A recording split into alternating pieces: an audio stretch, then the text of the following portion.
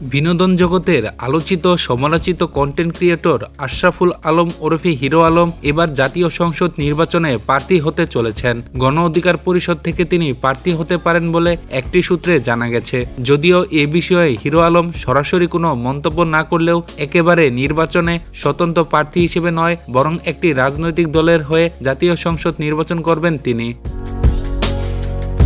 Hero Alam বলেন, সময় হলে সবকিছু জানাবো, তবে এটুকু বলতে পারি এবার আমি স্বতন্ত্র নয়, যে কোনো একটি রাজনৈতিক দলের হয়ে জাতীয় নির্বাচনে প্রার্থী হব।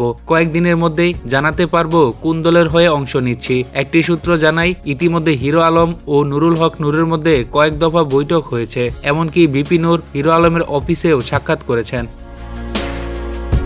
কোন আসনে প্রার্থী হবেন হিরো আলম এ প্রসঙ্গে এই কন্টেন্ট ক্রিয়েটর বলেন, এবার তিনি দুটি আসন থেকে প্রার্থী হবেন। একটি ঢাকা 17 আসন, অন্যটি বগুড়া 4 কাহালু নন্দীগ্রাম। হিরো আলম বলেন, এর আগেও আমি দুটি আসন থেকে নির্বাচন করেছি। এই আসনগুলোর মানুষের সঙ্গে আমার আলাদা সম্পর্ক রয়েছে।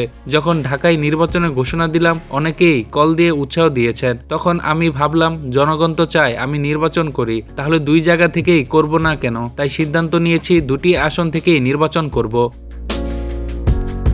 জানা গেছে ঢাকা 17 আসনে নির্বাচন করবেন বাংলাদেশ জাতীয় পার্টি বিজেপি আন্দালিব রহমান পার্থ।